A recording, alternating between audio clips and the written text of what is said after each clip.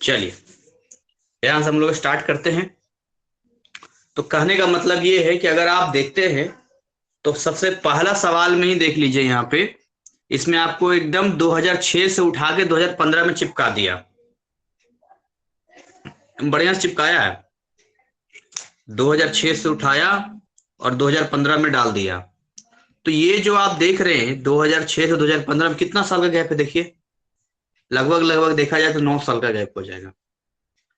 तो आप ऐसा कुछ नहीं, नीचे देखिए 2005 2007 2 साल का गैप है, लेकिन ऊपर में 9 साल का है। तो कहने का मतलब इसलिए होता है कम से कम प्रीवियस 10 साल 12 साल 15 साल ये सब पढ़ के जाएंगे। तो अब आपने अगर पुराना हर चैप्टर में बैक बैक का देख लिया है तो जो एक बात बताइए, जो क्वेश्चन सेट करेगा, अब खुद ही थोड़ा सा साइकोलॉजी दिमाग लगाइए, जो भी क्वेश्चन सेट करेगा उस चैप्टर के अंदर से ही तो करेगा।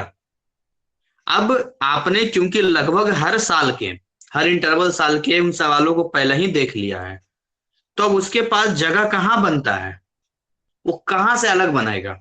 अब अगर रियल गैस का डेफिनेशन लिखना है तो उसको और ये नया क्या करेगा, ये क्या करेगा नया, आप पहले ही जानते हैं। Conditions gas ideal gas behaviour का, अब इसमें क्या चेंज करेगा ये। तो बहुत सारी ऐसी चीजें, कोई मान चलिए कोई डेरिवेशन टाइप का फॉर्मूला उसको प्रूव करना, उसमें क्या चेंज करेगा वो।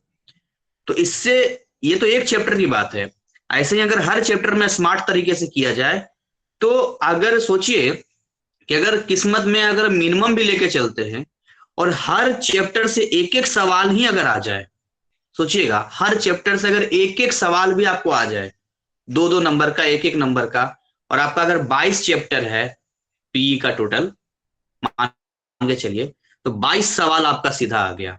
अगर ऑन एन एवरेज दो दो नंबर देते हैं तो 22 दूनी 44, मैं उसको 33 ही लेके आता हूँ, 30 नंबर ही लेके आता हूँ। पासिंग मार्क्स पहले आधे 1 घंटे में, फर्स्ट 1 आवर, 3 घंटे के पेपर में पहले 1 घंटे में पासिंग मार्क्स क्रॉस। उसके बाद दूसरे के 1 घंटे में अपना दिमाग लगाइए जो आपने पढ़ा है, और लास्ट के 1 घंटे में जो सवाल नहीं बन रहा है उस पर करके आइए, कुछ ना कुछ छोड़िए नहीं, आ जाएगा नंबर। तो ये स्ट्रेटजी से आपको काम करना पड़ेगा, ठीक है। तो यहां पर देखिए सबसे पहला दिया है define real gas. Real gas को डिफाइन करना है। अगर आपने चैप्टर नहीं भी पढ़ा होगा ना तो ये सोच के मत बैठ जाना कि चैप्टर हमने पढ़ा ही नहीं है। जो सामने आ रहा ध्यान से देखो, दिमाग को खुला रखो। नया चीज है तो क्या दिक्कत है, कम से कम आंसर तो पढ़ेंगे, बाद में चैप्टर पढ़ लेंगे। पर आप अपने दिमाग को ब्लॉक मत करो ये सोचकर कि हमने चैप्टर नहीं पढ़ा है तो फिर बेकार हो जाएगा अभी क्लास लेना। ये सोचो कि जैसे फर्रे कैसे आउट हो जाता है, तो उस समय आदमी थोड़ी सोचता है कि हम पढ़े कि नहीं पढ़े हैं, वो सोचता है नहीं यार मतलब ठीक है एक बार देख लेते हैं, आ गया तो कुछ ना कुछ लिख के देंगे। आप जो माइंडसेट लगाना है लगा लो, लेकिन ओपन माइंड रहो। पहला रियल गैस को डिफाइन कीजिए। आइडियल गैस रियल गैस दोनों अलग अलग चीजें होती है। आप लोग जरा कोई क्लियर करेगा इसमें, जिन्होंने जिनका पढ़ा हुआ है, रियल गैस और आइडियल गैस में क्या फर्क होता है। इनटेक्स क्वेश्चन का वीडियो में दे दूंगा आपको, अगर टाइम मैं कवर नहीं कर पाऊंगा ना पूरा, मैं एनुअल एग्जाम ही केवल करवाऊंगा। इनटेक्स का नहीं होगा तो फिर मैं करवा दूंगा। आइडियल गैस और रियल गैस में क्या फर्क है, किसी को पता है यहाँ पे।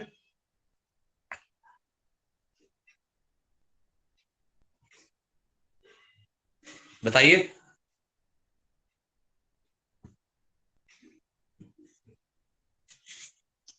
किसी को नहीं पता आइडियल गैस रियल गैस में क्या फर्क है, भूल गए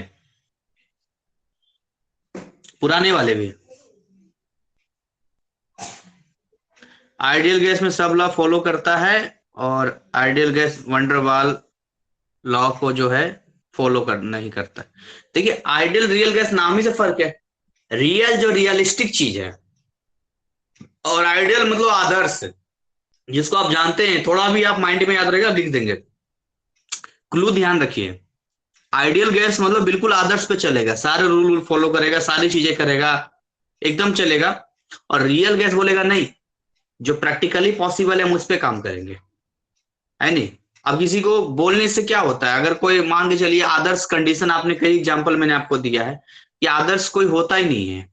डिटॉल का भी ऐड आ रहा था, उसमें 99.9% दिखाता है, 0.1% तो वहां भी गायब कर रखा है कीटाणु में। तो यहां पर जब आप रियल गैस का लिखेंगे तो लिखा a gas which obey gas law only, कोई भी गैस जो ओबे करता है गैस लॉ का, when pressure is very low, pressure कम हो और टेम्परेचर इज वेरी हाई, इसको हम रियल गैस कहते हैं। It obeys van der Waals equation. Van der Waals equation जब बनाया गया था तो उसमें करेक्शन किया गया था, करेक्शन किया गया था, क्योंकि जब आइडियल गैस की बात कहा तो कहा कि ये है और इसके अंदर पार्टिकल्स है, और कहता है कि इसका जो है ना वॉल्यूम इनविजिबल, मतलब ना के बराबर है। ऐसा कैसे हो सकता है कि इसका वॉल्यूम ना के बराबर होगा? तो इसमें प्रेशर पे, वॉल्यूम पे, सब पे वर्क किया गया, सब में करेक्शन किया गया, क्योंकि जितनी चीजें आइडियलिटी की बताई गई थी आइडियल था नहीं एक्चुअली में, तो रियलिस्टिक पे आया। तो माइंड में सेट करेंगे, क्या माइंड में सेट करेंगे आप लोग? तो माइंड में भाई ये सेट करना है आपको कि यहां पर हमें देखना है कि वो गैस जो प्रेशर हो जाएगा लो, दिमाग में सेट कीजिएगा, प्रेशर लो, प्रेशर कम कर दीजिए, टेम्परेचर हाई कर दीजिए, टेम्परेचर हाई कर दीजिए। सोच के देखिएगा जरा, प्रेशर को हमने, दबाव को कम कर दिया, टेम्परेचर को बढ़ा दिया, जब उसके ऊपर दबाव कम गया और हमने टेम्परेचर को बढ़ा दिया तो उसकी काइनेटिक एनर्जी बढ़ जाएगी, और काइनेटिक एनर्जी बढ़ जाएगी तो उसका मूवमेंट बढ़ जाएगा, और आराम से हम बोल सकते हैं कि रियल गैस उसको बोलेंगे। ये आपको ध्यान रखना होगा, कंडीशन पूछेगा, pressure is low, temperature is high, एकदम दिमाग में सेट कर लीजिए यहाँ पर, ठीक है। तो यहां पर जो है आप एक काम कीजिए, ये रियल गैस लिखिए और लिखिए pressure is low, temperature is high, और ओवे वंडर वाली इक्वेशन जल्दी से 5 टाइम कॉपी में लिखेंगे फटाफट, डॉक्टर की राइटिंग में, बस शॉर्टकट में लिखना है, real gas, low pressure, high temperature, obey van der वाली इक्वेशन, एकदम दिमाग में सेट हो जाना चाहिए। ऑन द स्पॉट एकदम एनकाउंटर करते चलिए इन लोग का। अब टाइम नहीं है पीछे मुड़ के देखने का या वापस बाद में करेंगे टालने का, आ जाए जवाब लिख देना है।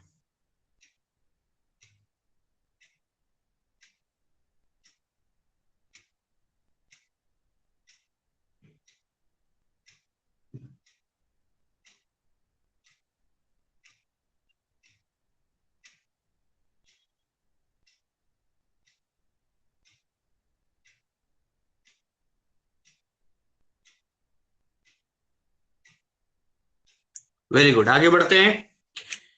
दूसरा सवाल, question number 2, under what conditions a real gas show ideal gas behaviour.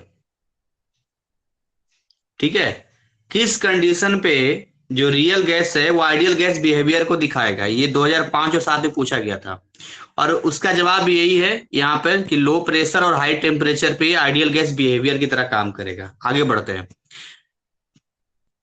What is an ideal gas? Ideal gas क्या होता है? देखिए, a gas which obey gas law under all conditions of temperature and pressure, चाहे जैसा temperature हो, जैसा pressure हो, उसको आइडियल गैस कहते हैं। एक इक्वेशन है PV is equal to N R T, ये लिखना बहुत जरूरी है, आइडियल गैस इक्वेशन के लिए है। मुझे नहीं लगता है कि आप इसके डेफिनेशन में फंसेंगे, बस ये PV is equal to N R T फटाफट 5 टाइम लिख लीजिए। पी फॉर प्रेशर होता है, वी वॉल्यूम होता है, एन नंबर ऑफ मोल्स होता है, आर गैस कांस्टेंट होता है, और टी जो होता है वो टेम्परेचर होता है। जल्दी से 5 टाइम लिखेंगे फटाफट।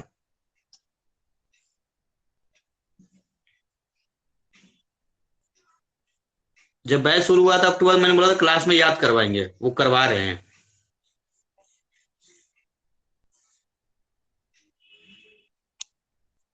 फिर भी मेरे भरोसे नहीं रहना है, अपने बलबूते पर रहना है। मैं एग्जाम में थोड़ी बैठूंगा लिखने के लिए, आप ही को लिखना है।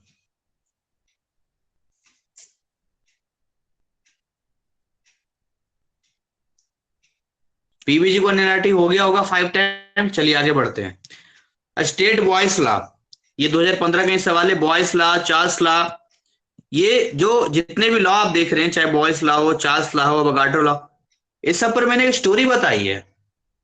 पता नहीं किसी को स्टोरी ध्यान है कि नहीं है, लेकिन मैं आपको बताता हूँ कि वीडियो में ढूंढ लीजिएगा वो स्टोरी, वो स्टोरी ढूंढ लीजिएगा, वीडियो में मिल जाएगा आपको। और बड़ा बढ़िया स्टोरी है, भूलेंगे नहीं उससे, और कंफ्यूज भी कभी नहीं होंगे आप। हाँ, कभी कंफ्यूज भी नहीं होंगे कि किसमें क्या होता है, नहीं होता है। तो बॉयस लॉ में पढ़ के बता देता हूं मैं कि बॉयस लॉ जो हमें बताता है state that a constant temperature, temperature constant होगा, volume of a given amount of gas is inversely proportional to the pressure. ये रटना नहीं है, वो स्टोरी में सारा क्लियर हो जाएगा, स्टेटमेंट आप खुद लिख देंगे ना, ये रटना चार्ल्स लॉ में। यहाँ टेम्परेचर कांस्टेंट है, यहाँ प्रेशर कांस्टेंट है, लेकिन इसमें भी आपको याद नहीं रखना है, मतलब आपको रटना नहीं है।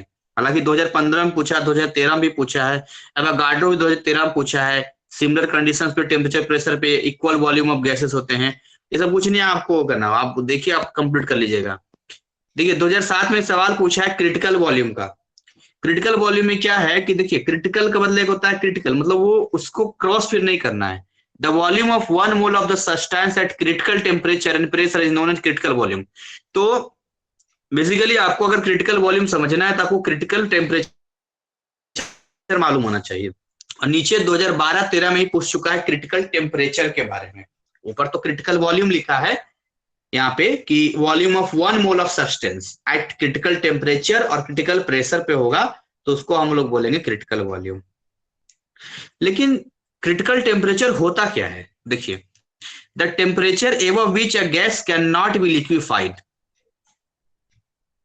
वो टेम्परेचर जिसके अगर आगे आप जाएंगे तो गैस लिक्विफाई नहीं होगा। How ever large the pressure में भी, हो सकता है प्रेशर बढ़ाने पे हो जाए, इसलिए लिखा है is known as critical temperature.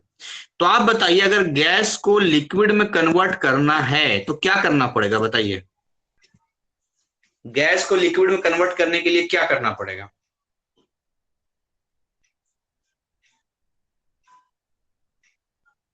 क्या करेंगे आप? टेम्परेचर को कम करेंगे। तो अब आपको ये समझना पड़ेगा कि मैक्सिमम वो टेम्परेचर, जैसे आप मान के चलिए कोई गैस है, लेट भी सपोज मान लेते हैं, तो आप जानते हैं कि भाई जैसे पानी का ले लीजिए या कोई भी ले लीजिए, आप एग्जाम्पल में लेता हूं कि 10 डिग्री सेल्सियस जब ये पहुंचता है ना, 10 डिग्री सेल्सियस, तो यहां से लिक्विड बनना शुरू हो जाता है, आप इसको समझिएगा। तो ऑब्वियसली जब इसके कम होते जाएगा, 9, 8, 7, तो जब 10 पे लिक्विड बन रहा है तो 9, 8, 7 पे तो आराम से लिक्विड बन जाएगा, तो कहने वाली बात नहीं है। लेकिन जैसे ही 10 से थोड़ा सा ऊपर हम लोग आते हैं, 10.1 भी करते हैं, तो भाई यहाँ ये गैस जो है गैस ही रहता है, वो लिक्विड नहीं बनता है। अब ऐसे कंडीशन में यहाँ पर जो 10 डिग्री सेल्सियस है एक बाउंड्री की तरह काम कर गया, और इन सारे टेम्परेचर के रिस्पेक्ट में इसलिए बोले एबव वर्ड यूज किया है, इस टेम्परेचर से ऊपर आपको नहीं जाना है, ये दिमाग में सेट कीजिए। इसी को हम लोग बोलते हैं क्रिटिकल टेम्परेचर बोलते हैं। इसमें लिखा है हाउएवर, प्रेशर को बढ़ा सकते हैं, और ऊपर क्रिटिकल वॉल्यूम का वही लिखा था कि the volume of 1 mole of the substance at critical temperature and pressure is known as critical volume. सारा थ्योरी सेक्शन है। तो आप एक काम करेंगे, आप जो है क्रिटिकल टेम्परेचर को जो है जल्दी से 5 टाइम लिखेंगे, वो क्रिटिकल वॉल्यूम आप आराम से लिख देंगे, कोई इशू नहीं है उसका। आप क्रिटिकल टेम्परेचर को लिखिए जल्दी से, और मुझे अपडेट कीजिए जल्दी से।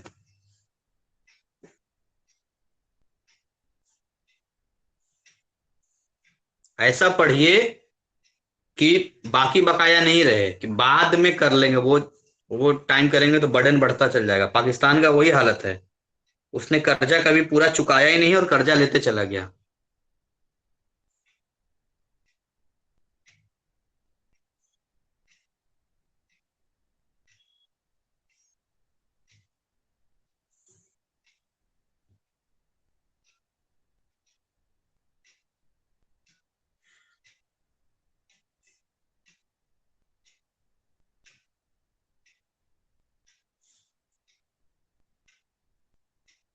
ऑलरेडी ग्रुप में दिया हुआ है वर्कशीट का पीडीएफ, मैं ग्रुप से ही तो दे रहा हूं आपको।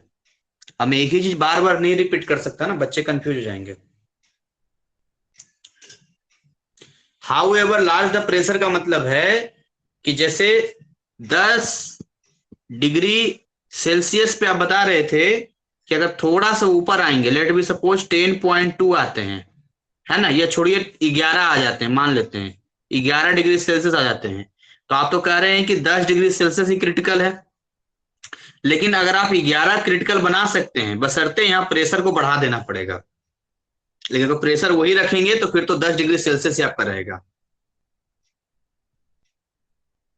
क्योंकि प्रेशर भी एक फैक्टर होता है। होता क्या है कि जब कोई गैस लिक्विड बनता है तो उसके पार्टिकल्स के बीच में जो फोर्स ऑफ अट्रैक्शन है वो बढ़ जाता है, तो प्रेशर लगा के भी ऐसा किया जाता है। चलिए, उम्मीद करते हैं आपने इसको लिख लिया होगा। हाथ स्पीड रखिए, इससे एक फायदा ये भी होगा कि अभी हैबिट रहेगी तो एग्जाम में हाथ तेज चलेगा। बहुतों का हाथ ही बहुत स्लो चलता है, फिर सवाल तक पहुंच ही नहीं पाते हैं। State Dalton's law of partial pressure, बिल्कुल थ्योरी पर जा रहा है एकदम से 2007 का। और हम ये कह ही नहीं सकते कि आप में थ्योरी पूछेगा कि न्यूमेरिकल पूछेगा, ये पूछना ही बेवकूफी है। बहुत सारे विद्यार्थी पूछते हैं कि पास होना है क्या करे क्या करे। अब जिनका ऑन डिमांड है, कम टाइम है, तो उनको मैं बोलता हूँ वर्कशीट पे ध्यान दो, या जितना हो सकता है देखो। अब क्या कर सकते हैं, उतना भी कर लेते हैं। लेकिन जिनका अप्रैल में फिर भी है तो उसको ईमानदारी से जो है बस पढ़ना चाहिए, वर्कशीट ध्यान देना चाहिए। तो Dalton's law of partial pressure पे आते हैं यहाँ पे। According to Dalton's law of partial pressure, the total pressure exerted by a mixture of non reacting gases, very important, हम जो मिक्सचर ले रहे हैं जो गैसेस का, वो नॉन रिएक्टिंग होना चाहिए, आपस में रिएक्शन नहीं करना चाहिए, क्योंकि अगर वो रिएक्शन कर लेगा तो हो जाएगा गड़बड़। एक बर्तन में लेंगे तो अब देखिए इंडिविजुअली हर गैस का जो प्रेशर होगा उन सबको यदि आप जोड़ देंगे to the sum of the partial pressure of the various gases when kept alone it, यानी कि अगर गैस ए है, गैस बी है, गैस सी है, तो इसका प्रेशर होगा वो पार्शियल प्रेशर हो गया। इंडिविजुअल एक की बात करेंगे तो, इसकी बात करेंगे तो मतलब पार्शियल अपना अपना लेगा तो, और टोटल जोड़ देंगे तो टोटल का आ जाएगा, बात खत्म। बट हमें ध्यान क्या देना है, नॉन रिएक्टिंग गैसेस, ये हमें ध्यान देना। 2007 का सवाल है ये। नॉन रिएक्टिंग गैसेस बोल रहा हूं, जो आपस में रिएक्शन ना करे। पता चला हाइड्रोजन ऑक्सीजन ले लिया, H2O बना दिया, गड़बड़ हो जाएगा ना। नाइट्रोजन हाइड्रोजन ले लिया, अमोनिया बना दिया, गड़बड़ हो जाएगा। हमें जो गैसेस लेना है मिक्सर में, जो जिस बर्तन में लेंगे हम, उसमें नॉन रिएक्टिंग गैसेस होंगे जो आपस में रिएक्शन ना करे। अब मान के चलिए कोई बिजनेस करते हैं, इसने लगाया 10 लाख रुपया, इसने लगाया 15 लाख रुपया, इसने लगाया 5 लाख रुपया, तो पार्शियल मतलब होता है अंशतः, अंश। तो इस पूरे बिजनेस में पार्शियल पार्टिसिपेशन ए का 10 लाख है, बी का 15 लाख है और सी का 5 लाख है। बट टोटल की बात करेंगे तो कितना हो गया, 15 5 20 10 30 लाख हो गया। वही स्टेटमेंट यहां लिखा हुआ है कि according to the Dalton's law of partial pressure, the total pressure exerted by a mixture of non reacting gases, किसी बर्तन में, वेसल, वेसल मतलब बर्तन में, ये किसके इक्वल होगा, टोटल प्रेशर किसके इक्वल होगा, सम जोड़ना पड़ेगा इन सभी पार्शियल प्रेशर्स को, जो अलग अलग गैसेस हैं जो केप्ट अलॉन इन इट, अकेले अकेले जोड़ना पड़ेगा। तो स्टेटमेंट को जरा कॉपी में लिखेंगे जल्दी से, और एक दो बार अपने मन से ट्राई करेंगे फास्टली।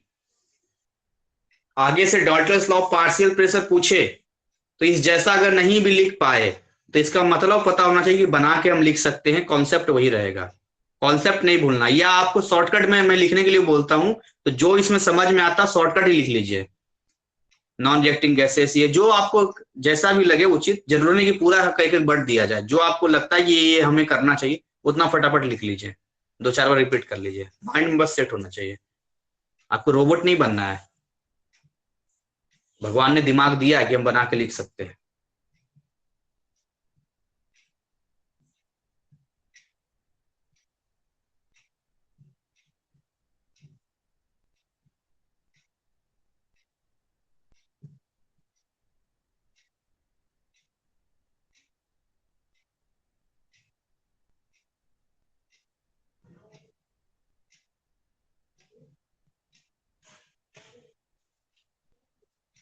हो जाएगा, बता दीजिएगा, और फटाफट करेंगे, हम सबका टाइम बचेगा और सभी पार्टिसिपेट करेंगे।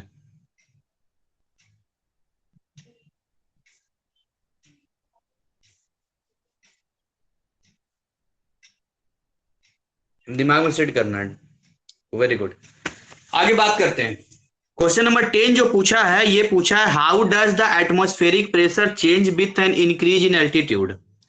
मतलब कि एल्टीट्यूड मतलब हाइट होता है, हाइट के बढ़ने से प्रेशर, एटमॉस्फेरिक प्रेशर में क्या चेंज होता है, तो ध्यान दीजिएगा, हाइट बढ़ने से एटमॉस्फेरिक प्रेशर रिड्यूस हो जाता है, कम हो जाता है हाइट के बढ़ने से। इसको जल्दी से 5 टाइम लिखेंगे, कंफ्यूज नहीं होना, बहुत लोग कंफ्यूज हो जाते हैं, जल्दी से लिखेंगे।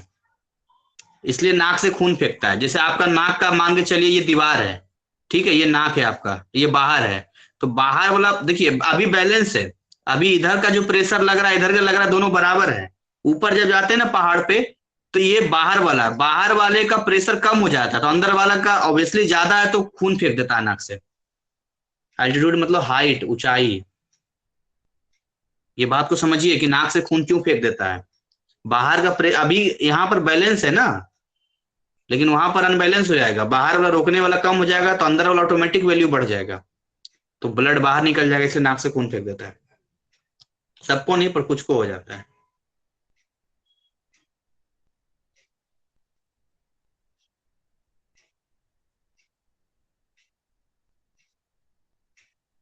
हाँ, ऊपर प्रेशर लो होता है।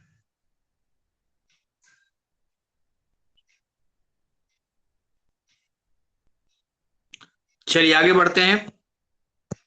Question number 11। देखिए, एक वर्ड होता है डिफ्यूजन, एक होता है इफ्यूजन। डिफ्यूजन पूछा है 2015 में, और इफ्यूजन पता नहीं 2020 या कब में पूछा है इफ्यूजन के बारे में। मैं आपको ऐसे ही बता देता हूँ, डिफ्यूजन इफ्यूजन, इसमें रटने वाली कोई बात नहीं है। पहले क्लियर कर देता हूँ। आप लोगों को क्लियर है क्या डिफ्यूजन और इफ्यूजन को, जानता है? नहीं। देखिए, डिफ्यूजन में क्या होता है, डिफ्यूज होना, फैलना। तो मान के चलिए कि जैसे आपने मूवी में देखा होगा, इधर बाहुबली की सेना जा रही है और इधर से दुश्मनों की सेना आ रही है। अब ये दोनों आपस में क्या होते हैं, मिक्स हो जाते हैं एकदम से। तो वैसे ही इधर से एक गैस जा रहा है, पार्टिकल्स इधर से आ रहा है, और ये पूरा मिक्स हो गया, इसी को डिफ्यूजन बोलते हैं। हाँ, इसी को डिफ्यूजन बोलते हैं, स्प्रेड हो जाता है। डिफ्यूजन का मतलब ये है, लिखा है the process of spreading of substance from a region of higher concentration to region of lower. Higher से लोअर में जाएगा, लोअर से हायर में नहीं, हायर से लोअर में, मतलब फैलता है पूरा। और एक वर्ड होता है इफ्यूजन। तो टायर वगैरह पंक्चर हो जाता है ना, तो उससे जो फिर निकलता है उसको इफ्यूजन कहते हैं। उसमें कहीं आएगा ये, तो इसलिए कंफ्यूज नहीं होना डिफ्यूजन और इफ्यूजन में। तो क्वेश्चन नंबर 11 है, arrange the following system in the order of increasing randomness. Randomness का मतलब जानते हैं आप लोग, किसी को पता है क्या होता है रैंडमनेस का मतलब? रैंडमनेस, रैंडमनेस का मतलब मोबिलिटी, प्रोबेबिलिटी नहीं, मोबिलिटी, मूव करने का, इधर उधर भागना, रैंडमनेस। इसको रैंडमली बोलते हैं। इस रैंडम कितना गैस है ना, इधर उधर भागेगा, तो कितना उसका मोबाइल कितना होगा, कितनी मोबिलिटी उसकी होगी, तो अरेंज करना है आपको।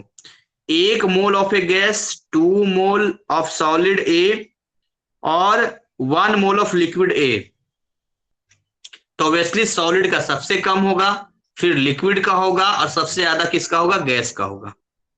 ये इसका अरेंज मतलब जाएगा, इसका और कैसे जाएगा, अरेंज करेंगे आप, सॉलिड लिक्विड गैस इसी हिसाब से जाएगा, इसमें कोई दिक्कत वाली बात नहीं है। खैर एनीवे, डिफ्यूजन का डेफिनेशन जरा 5 टाइम जल्दी से लिखेंगे, शॉर्टली लिख लीजिए, diffusion higher concentration, lower concentration, बस इतना ही लिख लेंगे, आपको समझ में आ जाएगा, फटाफट करेंगे।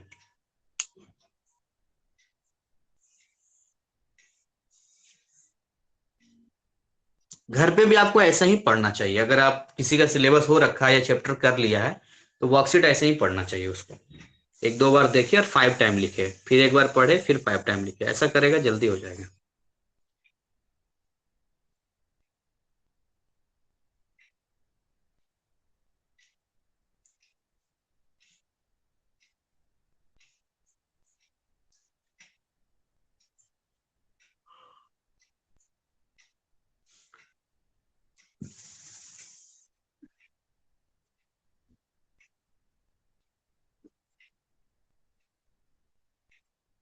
अपडेट करते चलेंगे जल्दी जल्दी, ठीक है, बढ़िया है।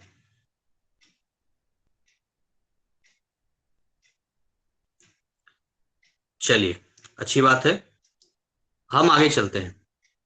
अगला सवाल, बॉइलिंग पॉइंट क्या होता है? देखिए कितना अच्छा सवाल पूछा है क्वेश्चन नंबर 13 में, कि what is normal boiling point. Boiling point होता क्या, जैसे कि हम लोग खाली वाटर का आते हैं, कोई भी लिक्विड जब जिस टेम्परेचर पे उसके पार्टिकल्स गैस में कन्वर्ट होना शुरू हो जाते हैं, तो हम उसको बोलते हैं कि बॉयल, मतलब बॉइलिंग पॉइंट उसको बोलते हैं। तो ये तो ऐसा हुआ, पर डिफाइन कैसे करेंगे इसको? नॉर्मल बॉइलिंग पॉइंट एक टेम्परेचर है जिसपे the vapour pressure of liquid is equal to 1 atmospheric. जो वेपर प्रेशर होता है ना, वो एटमोस्फेरिक प्रेशर के बराबर हो जाता है। जो वेपर प्रेशर होता है उसके बराबर हो जाता है, जिसको आप बॉइलिंग पॉइंट कहते हैं, बॉयल होना शुरू हो जाता है। तो ये टेक्निकल वर्ड आपको याद रखना है कि जो वेपर प्रेशर होगा, वेपर जो बन रहा है, लिक्विड से बनेगा ना गैस, तो उसका जो वेपर प्रेशर होगा वो एटमॉस्फेरिक प्रेशर के जब बराबर हो जाएगा, 1 एटमॉस्फेरिक प्रेशर के बराबर हो जाएगा, तब समझिए नॉर्मल बॉइलिंग पॉइंट है। 760 टॉर क्या है मैंने आपको बताया था, मरकरी में लेते हैं, इस तरह से होता है, इस तरह सिस्टम होता है, और यहाँ पर ये भरा हुआ होता है। ये जो प्रेशर लगता है यहाँ पर, इससे मरकरी का लेवल ऊपर बढ़ता है। तो 76 mm ऑफ एच जी भी बोलते हैं, 76 मिलीमीटर ऐसा जाता है, एमएमएच उसका जाता है। इसको जरा जल्दी से लिखेंगे कि नॉर्मल बॉइलिंग पॉइंट क्या है, फटाफट, तो कंप्लीट हो जाना चाहिए।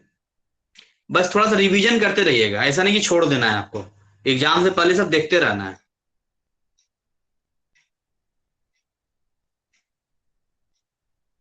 और बाकी तो मैं टेस्ट वेस्ट लूंगा तो रिवीजन करवाता ही रहूंगा, ऑटोमेटिक हो जाएगा। ठीक है, अच्छी बात है, आगे चलते हैं। 2015 का ये सवाल है, give any two factors that would increase the rate of Eva. अरे ये तो बहुत आसान है, रेट ऑफ इवापोरेशन कैसे बढ़ेगा? सरफेस बढ़ा देंगे, टेम्परेचर को बढ़ा देंगे। नॉर्मल सा चादर को सुखाना है, कपड़े को सुखाना है, तो मतलब हम एक बता रही थी कि ऐसे जो शर्ट ऐसे करते हैं हम लोग, ऐसे शर्ट को डबल लेयरिंग में डाल देते हैं, बोले ऐसे डबल लेयरिंग नहीं डालना है, उसको ऐसे पूरा करना कि हाफ इधर हो, एक बाँ इधर हो, एक बाँ इधर हो। तो बोला वो तो उस क्या करते हैं, वो सरफेस एरिया बढ़ा देती है। और ऑब्वियसली गर्मी का दिन होगा, टेम्परेचर ज्यादा होगा, जल्दी सूख जाएगा। एवोपोरेशन का मतलब क्या होता है? जैसे अच्छा बताइए, बॉइलिंग और इवोपोरेशन में क्या मतलब डिफरेंस है? फिर मैं सिमिलैरिटी भी पूछ लूंगा, पहले डिफरेंस बताइए। What is the difference between evaporation and boiling? क्या डिफरेंस दोनों में?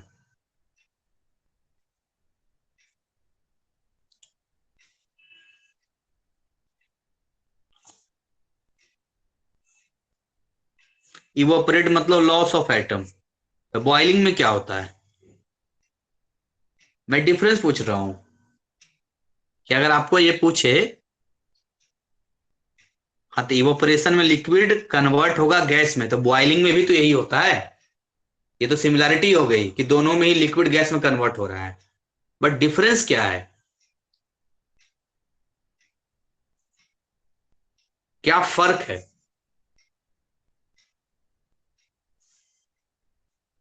बॉइलिंग में खोलता है और क्या लिखेंगे? इवोपरेशन में नहीं खोलता है। बॉइलिंग में बॉयल होता है लेकिन गैस में कन्वर्ट नहीं होता। किसने कहा गैस में कन्वर्ट नहीं होगा? बॉयल करेगा तो गैस में भी कन्वर्ट होगा। बॉइलिंग लिक्विड की होती है, तो इवोपरेशन में भी तो वही काम हो रहा है, वो यहां भी तो लिक्विड ही गैस बन रहा है। हीट, बिना हीट के कोई नहीं होगा, आप सभी जानते हैं। बिना हीट के तो चाहे वो बॉइलिंग हो चाहे इवोपरेशन हो, कन्वर्ट थोड़ी ना होगा। कितना छोटा सा सवाल है लेकिन आप सभी को सोचने में मजबूर कर दिया। स्टीम, देखिए मैं बताता हूँ, इतना परेशान होने की कोई बात नहीं है, बहुत छोटा सा इसका है। हाँ, बॉइलिंग फिक्स टेम्परेचर पे होता है, जैसे वाटर है अलग अलग, जैसे अल्कोहल का 78 डिग्री सेल्सियस होता है, अलग अलग होता है सबका, है ना, सबका अलग अलग है। तो बॉइलिंग एकदम फिक्स टेम्परेचर पे होता है, जैसे पानी का अगर 100 डिग्री सेल्सियस है तो 99.9 पर भी नहीं होगा, एकदम फिक्स पे चलेगा बॉइलिंग पॉइंट। लेकिन इवोपरेशन के लिए कोई जरूरी नहीं है। सोचिए पानी तो वही है, कपड़े, ये कटोरी है ना, कटोरी में ऐसे पानी रखते हैं ना, कई लोग कछुआ डाल के पानी डाल के रखते हैं ऐसे कर कटोरी में, भाई इससे धन दौलत बढ़ेगा, वृद्धि होगा, ऐसा करके लिखते हैं। तो वहां पर आपने कमरे में डाल दिया, अगले दिन देखा या 2 दिन बाद देखा तो आधा सूख गया था वो, मतलब पानी हो सकता है पूरा भी सूख जाए, डिपेंड करता है। लेकिन आपने देखा कि बॉइलिंग में भी वही काम होता है, वहां भी घटता है। फर्क क्या है? तो फर्क ये है कि बॉइलिंग में तो हमने दिया 100 डिग्री सेल्सियस, तब जाके वो बदला ना लिक्विड से गैस में। लेकिन जिस कमरे में रखा हुआ था वो कटोरा, जो भी बर्तन जिस कमरे में वेसल रखा हुआ था, तो कमरे का टेम्परेचर तो 100 डिग्री सेल्सियस था ही नहीं ना। तो जब कमरे का टेम्परेचर 100 डिग्री सेल्सियस नहीं था, तो फिर भी कैसे ये लिक्विड गैस में कन्वर्ट हो गया? तो यहां पर हम वर्ड यूज करते हैं rate of evaporation. Boiling fastly होता है, कम टाइम में होता है, उसी टाइम पे हो जाता है, पर इवापोरेशन धीरे धीरे होता है। देखते हैं कुछ लोग ईएमआई बना के खरीदता है घर, कुछ लोग डायरेक्ट कैश दे के खरीदता है। तो बॉइलिंग वही हो गया, एकदम कैश दे के दिया, ऑन द स्पॉट दिया, बात खत्म। और इवापोरेशन हो गया धीरे धीरे करता है, धीरे धीरे करता है, बैंक वाला इंटरेस्ट लेता है। तो ये दोनों में डिफरेंस है, और सिमिलरिटी मैंने बता दिया, दोनों एक जैसा है कि भाई लिक्विड गैस में कन्वर्ट होता है। चलिए आगे बात करते हैं। 2013 का सवाल है, why does alcohol evaporate faster than water? Alcohol जो है फास्टर, वाटर से फास्टर तो होगा नहीं भाई। एल्कोहल का जो बॉइलिंग पॉइंट है वो कम होता है, और वाटर का बॉइलिंग पॉइंट ज्यादा होता है। अगर हम बॉइलिंग पॉइंट के टर्म्स में नहीं भी बात करें, तो हमें इतनी तो बात समझ में आ जाती है कि एल्कोहल के पार्टिकल्स के बीच में, मॉलिक्यूल्स के बीच का जो इंटरमॉलिक्यूलर फोर्सेस है वो थोड़ा कमजोर होता है, वाटर का स्ट्रांग होता है थोड़ा। हाँ हाँ, इवापोरेशन बॉइलिंग पॉइंट के नीचे ही होता है, हो सकता है क्या, होता ही है। मैं बोल तो रहा हूँ, आप कपड़े सुखाते हैं जिस धूप में, तो क्या वहां उस गली का, उस छत का, वहां का मौसम 100 डिग्री सेल्सियस रहता है क्या? नॉर्मल गर्मी आने दीजिए भारत में जरा, 44 डिग्री सेल्सियस जाएगा, हालत खराब कर देगा। एकदम ऐसे गर्म हवा आएगा एकदम से, जिसको लू कहते हैं, और एकदम गाल को टच करते हुए निकलेगा ऐसे करके, जैसे पारी कर रहा है ना, प्यार कर रहा है आपको, ऐसे किस करता हुआ निकलेगा गालों को एकदम सपाट से, झुस पकड़ते हैं बाल, भट्टी में नजदीक लेके चला जाए। हर किसी का बॉइलिंग पॉइंट होगा, हर लिक्विड का बॉइलिंग पॉइंट होता है, depending on their nature of intermolecular forces. तो 44 डिग्री सेल्सियस में तो आपको ऐसा फील होता है, 50 डिग्री सेल्सियस रेगिस्तान का होता है तो हालत खराब कर देता है। 100 डिग्री सेल्सियस की कल्पना करना भी बेवकूफी है कि 100 डिग्री सेल्सियस में तो आदमी का क्या हो जाएगा। गुस्सा आने पे खोलता है खून? अच्छा, हमने तो आज तक खोलते हुए नहीं देखा है, पता नहीं कैसे खोलता है लोगों का। मेरा खून खोल रहा है। आगे बढ़ते हैं। Why do we feel cool after taking bath? ये भी कुछ करने वाली बात है। अरे भाई नहा के आएंगे, एक बात तो ये, तो आपका शरीर है, जितना भी शरीर का हिस्सा है, वहां पर लिक्विड टच किया, तो जहां जहां भी लिक्विड का ये गया, ये सब क्या करेगा? इसका नेचर होता है लिक्विड गैस में कन्वर्ट होना चाहता है, लिक्विड गैस में कन्वर्ट होना चाहता है। तो भाई गैस में कन्वर्ट होने के लिए हीट चाहिए, अब वो हीट आपके शरीर से ले लेगा, तो आपको ठंडा तो लगेगा ही लगेगा। It is because during evaporation होता है यहाँ पर, और क्या होता है।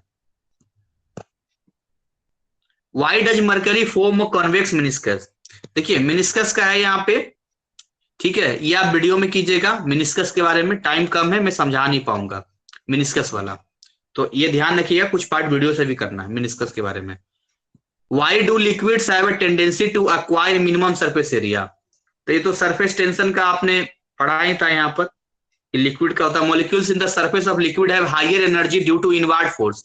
इनवर्ड फोर्स, अंदर से फोर्स ज्यादा लगता है, उसको खींचता है, तो उसको खींचेगा तो कम से कम लेगा, वो मैक्सिमम नंबर ऑफ मॉलिक्यूल्स इकट्ठा करेगा। 2012 में पूछा है why is the density of gas usually less than that of the liquid? Density की बात करेगा, ये क्या बात होगी, डेंसिटी की बात बताइए, किसका डेंसिटी ज्यादा, गैस का लिक्विड का? किसका डेंसिटी ज्यादा है? इसका डेंसिटी ज्यादा होता है, लिक्विड का या गैस का? लिक्विड का। क्यों? लिक्विड की डेंसिटी क्यों ज्यादा है? क्या वजह है?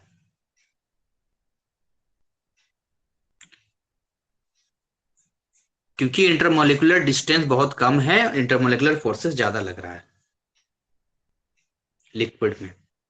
गैसेस में उल्टा है। 2012 में पूछा है what is the effect of increasing temperature on vapour pressure. और भाई इंक्रीजिंग कर देंगे, इंक्रीज बढ़ जाएगा, टेम्परेचर बढ़ने से वेपर और बढ़ जाएगा। 2012 में पूछा ऐसा unit of surface tension Newton पर मीटर है, तो फिजिक्स में ही पढ़ा है, यहाँ भी पढ़ा है। अब देखिए पूछ दिया फिर से 2006 में, what is an ideal gas, why do most gases deviate from the ideal gas behaviour. Obviously deviate करेगा। कौन आइडियलिटी पे चलेगा? वो कौन सी मूवी थी, मोहब्बतें, जिसमें प्रतिष्ठा, अनुशासन, पता नहीं क्या क्या बोलता है अमिताभ बच्चन जो प्रिंसिपल होता है, वो उसके आदर्शों पर कितने विद्यार्थी चलते हैं। अब वो भूतनी सी कौन थी, ऐश्वर्या राय, जो भूतनी से वो शाहरुख खान को हमेशा वो व्हाइट साड़ी में से दिखाई देती थी वो करके, खाली उसी को दिखाई देती थी भूतनी सी जो थी। तो डेविएट तो करेगा ही करेगा, आइडियलिटी पर थोड़ी नहीं चलेगा। तो गैस कर रहा है वो भाई, बॉयज ला, चार्ल्स ला, आइडियलिटी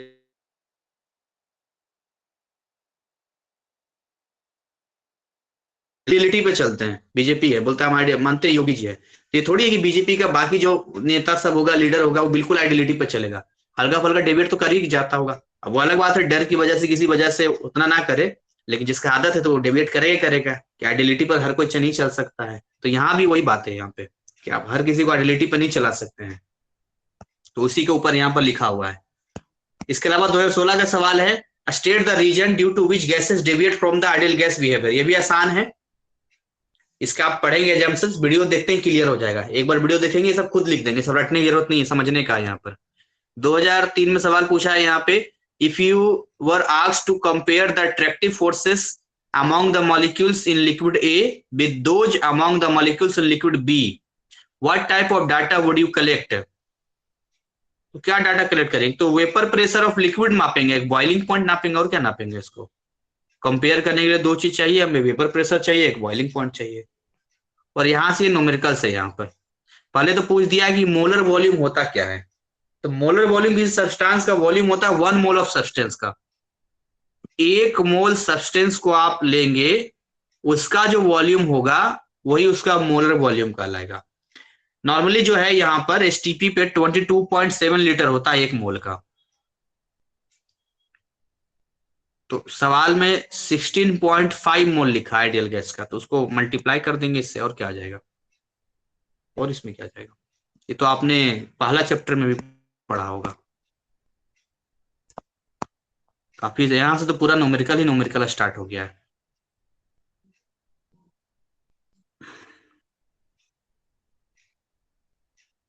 ये जो पोर्शन है थ्योरी का नहीं है, अब ये न्यूमेरिकल का है।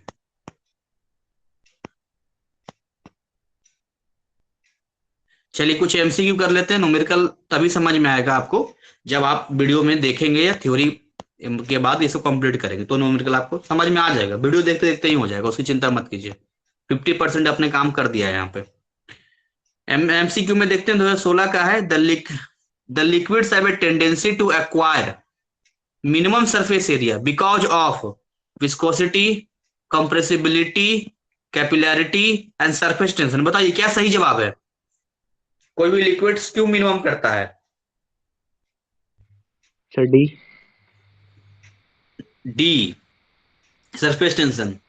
बाकी लोग भी सहमत हैं? Surface tension. पहला का सही जवाब डी है। और आप जीत चुके हैं 10,000 रुपये। है नहीं, पर मिलेंगे नहीं, बस मन में ही सोचिए आप जीत चुके हैं। आगे बढ़ते हैं। Question number 2, with increasing molecular mass of liquid. Molecular mass बोल रहा है भाई, फॉर्मूला चेंज कर देगा। वो मास नहीं बोल रहा है, मोलिकुलर मास बोल रहा है। H2O 18 ग्राम। अब ये नहीं बोल रहा कि हम कितना ग्राम ले रहे हैं, ये बोल रहा है मोलिकुलर मास। अगला हो सकता है ग्लूकोज ले ले, या लिक्विड बोल रहा है ना तो कुछ और ले ले लिक्विड में ही, तो फॉर्मूला बड़ा करते चला जाएगा। तो जैसे ही आप मोलिकुलर मास को बढ़ाते जाते हैं तो विस्कोसिटी क्या होगा? डिक्रीज होगा, इंक्रीज होगा। No effect, all wrong. See, no effect डाल रहे हैं पर कुछ लोग, नो इफेक्ट। तो दूसरा का सही जवाब बी है, इंक्रीज होगा। अभी क्या आ गया लोड च, ये बोल रहा है इंक्रीज होगा। विस्कोसिटी होता क्या है, मैं गूगल पर भी एक बार डाल लेता हूँ, चेक कर लेता हूँ कहीं ऐसा तो नहीं कि ये गलत है। अगर ऐसा होगा तो उसमें भी देख लेंगे। With increasing molecular mass of liquid the viscosity,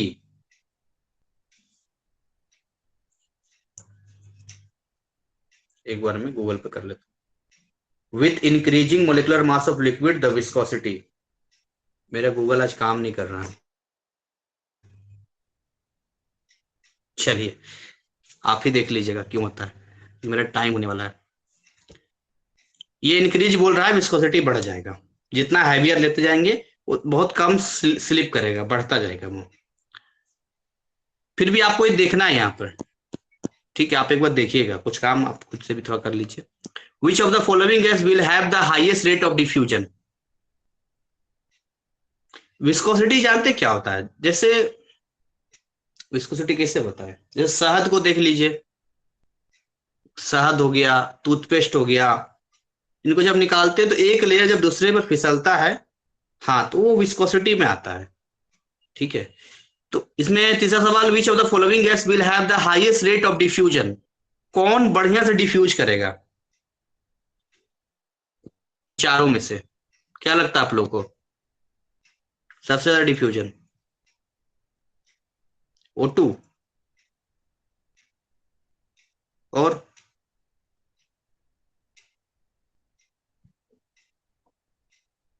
O2। इसका सही जवाब है तीसरे का CnH3। और इसको इसलिए याद रखना है क्योंकि जो ये याद रखने का है, चेक नहीं करने का है। NH3 ये बुक में भी दिया हो, NH3 का ज्यादा डिफ्यूजन होता है अमोनिया का। इसके ऊपर एग्जाम्पल भी पूछते हैं, क्वेश्चन भी पूछता है, और कॉन्सेप्ट भी इसी के ऊपर समझाया है, ग्राम्स लॉ ऑफ डिफ्यूजन के ऊपर NH3 कहीं लिया है। Question number 4, when the temperature is increase surface tension of water क्या होगा? टेम्परेचर बढ़ गया, सरफेस टेंशन क्या होगा वाटर का, जल्दी बताएंगे। घटेगा सर। घटे, डिक्रीज डिक्रीज डिक्रीज हो जाएगा। चौथा का B, डिक्रीज होगा, बिल्कुल सही जवाब। सबसे आखिरी सवाल है, different gases at same temperature must have same, अलग अलग गैसेस हैं, ध्यान सुनिएगा, सबका टेम्परेचर एक ही कंडीशन में है, तो इन चारों में से कौन सी चीजें होंगी जो सेम होगा? वॉल्यूम सेम होना चाहिए, प्रेशर सेम होना चाहिए, एवरेज काइनेटिक एनर्जी, या वैंडर वाल constant. Average kinetic average kinetic energy, बिल्कुल सही जवाब।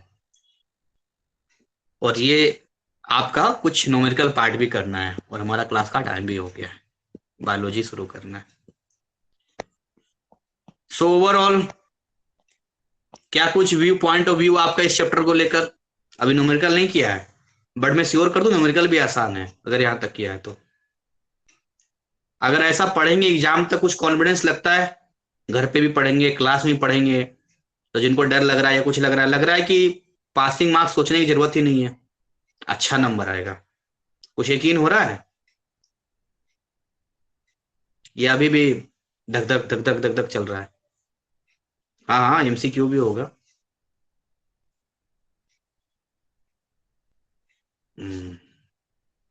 चलिए, कॉन्फिडेंस तभी आता है ना, देखिए लॉन्ग टाइम कॉन्फिडेंस तभी होता है जब अंदर से आदमी को चीजें रहती है, मतलब अंदर से, देखिए आपका अभी कोई पैसा कोई नहीं कमा रहा है मान के चलिए, तो उसके अंदर वो कॉन्फिडेंस थोड़ी ना आएगा, लेकिन जब पैसा कमाने लग जाएगा, सब कुछ आएगा, उसको कॉन्फिडेंस आ जाएगा।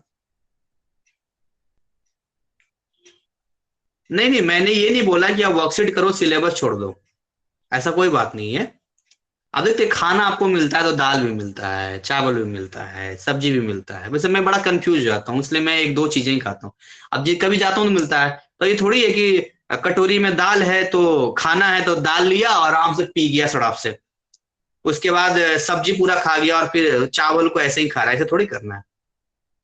केमिस्ट्री का कोई VBI सेट मैंने नहीं बनाई, यही वर्कशीट में यही सब करना है, अलग से कुछ नहीं है। तो जैसे खाने में कैसे करते हैं, आराम से 2 चम्मच थोड़ा थोड़ा चावल निकालते हैं, 2 चम्मच दाल डालते हैं, थोड़ा सा उसमें भुजिया डालते हैं, फिर सब्जी सब्जी डालते हैं और मस्त उसको मिला के फिर खाते हैं, एकदम मजा आ जाता है। तो जब वहां पर एक कॉम्बिनेशन है तो यहाँ भी आपको करना होगा। हाँ हाँ, वर्कशीट आपके पास है तो बुक एक्सरसाइज भी देखिए, ये भी देखिए। ये तो देखिए क्लास का टाइमिंग फिक्स होता है ना, 1 घंटे क्लास है तो हमें तो फटाफट करना होता है जो उसमें जितना हम कवर कर सकते हैं। घर पे तो आपके पास प्रॉपर टाइम है, यही तो टाइम है मेहनत करने का। आप मेहनत नहीं करेंगे तो कब करेंगे, सवाल ये भी तो है। लास्ट टाइम में नहीं करेंगे तो कब करेंगे? और इससे लास्ट टाइम आप नहीं कर रहे हैं तो क्या एग्जाम के 1 हफ्ता पहले कब लास्ट टाइम करेंगे? तो फिर तो दिक्कत हो जाएगी।